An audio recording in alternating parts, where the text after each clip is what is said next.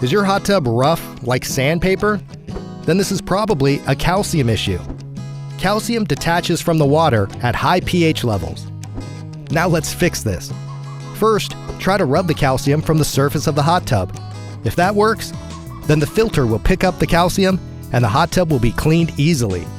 If that doesn't work, you'll need to dramatically decrease the pH level to below 5. This process takes time though, probably more than 5 hours.